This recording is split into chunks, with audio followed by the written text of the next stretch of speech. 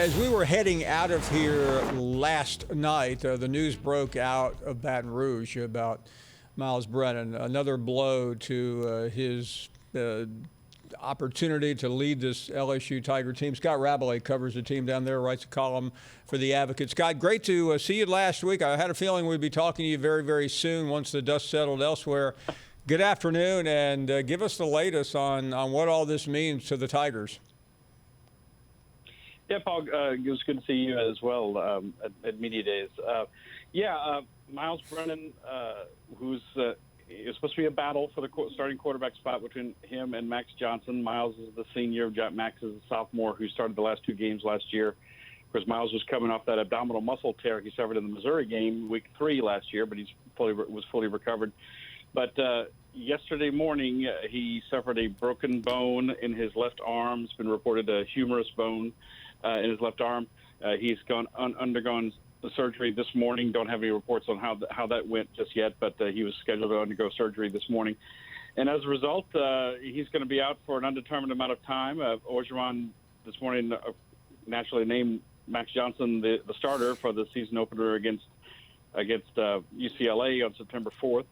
And Garrett Nussmeier, incoming freshman who is here in the spring, is going to be the backup. Hasn't thrown yet. So you go from this, pitched will look like a 50-50 battle going into fall camp into got to get Max ready and try to prepare Garrett Nussmeier as much as possible to be his backup. A huge shift in the dynamic of what you expected it to be going into the camp. Yeah, I mean, the answers are pretty self-explanatory here, Scott. But for those who don't travel in Baton Rouge waters like you do, other than losing a guy who had been the starter, give us what you know on Max Johnson and what he's capable of.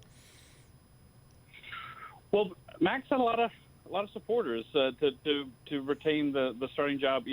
Like I said, Myles started the first 3 games last year, got hurt.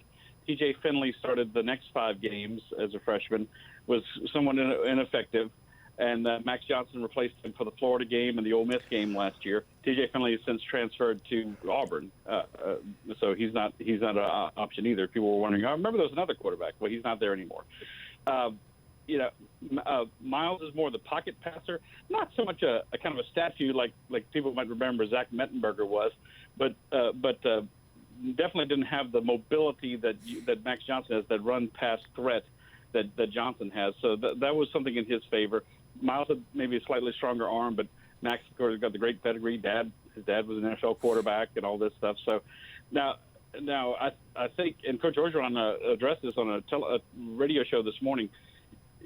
They like the RPO option with Max Johnson, but they might have to rein some of that in and not use as many designed running plays for Max just to keep him healthy. I mean, the object now is you got to keep him healthy, and because you don't have anyone with any experience at all else on the roster. So I think you'll still run and be mobile in the pocket, but you're not going to design a lot of plays for him. And so that might take a little dimension away from the LSU offense. They open a run under Jake Peetz, who is the new offensive coordinator, having worked a year under Joe Brady with the Carolina Panthers last year. And Scott, you mentioned that, and this is not exactly the easiest offense for people to understand. Maybe if you're Max Johnson, it is. I don't understand it, but you lose Myles Brennan, and there are 1,000 different ways to answer this, but you do lose someone with a lot of experience, and health is such a critical factor toward just dealing with and enduring the gauntlet. I realize I'm asking you to speculate, and nobody wants to see anybody else hurt, but that's where this could become a big deal, right? Well, sure. I mean, Max came in and, like I said, played well those last 2 games, but the offense has changed. It's a new offense now. Again, he's been schooled for a long time in being a quarterback. Growing up with his dad. In Georgia, so you got that going for him. But yeah, you can't discount the fact all the experience Myles has had, not as a starter so much, but he's been here for a long time. He was Danny Etling's backup in 2017. And then Joe Burrow comes along and he beats him out for the job, and it finally looks like his time last year, and then he gets hurt. And of course LSU was 1-2 in those games he started, but you can't really blame Myles Brennan. You certainly have to blame the defense for how poorly they played. So, yeah, I mean, you're definitely losing something there. You're having to hope that Max Johnson, with his training, his growing up in a quarterback household, I guess you could say, and the experience he got in those games, having to win 2 games too, Paul. They won those games, giving up an average of 41 points a game. So he had to score. He had to lead LSU to some points in those games. So that's a plus. But and he might have won the job anyway. He might have won the job anyway. But now you don't have that push there that he would have gotten at least gotten from Myles Brennan, if not lost the job to him outright. I think Brennan probably would have been the starter, having said all that. But it was still going to be a close competition. You mentioned Nussmeier. I'm sure a lot of fans are remembering his father, a pretty well-known offensive coordinator in the SEC. What do we know about him?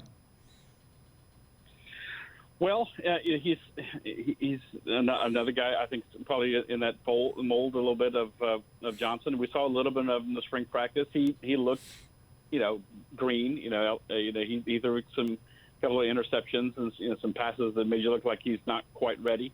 I think we're going to have to see how he can develop. They're going to want him to push, Max as much as possible. And certainly LSU has to hope in some of those early season games like Central Michigan or McNeese State or something like that they can get a big lead and get him some experience in there, because he just has none. But a very highly regarded prospect, a 4-star quarterback like the other guys, and is someone who they're very high on. But you don't want to throw a kid in there with no experience, because we saw how some of the struggles LSU had last year. We're doing that with Finley. Thanks for watching ESPN on YouTube. For live streaming sports and premium content, subscribe to ESPN+.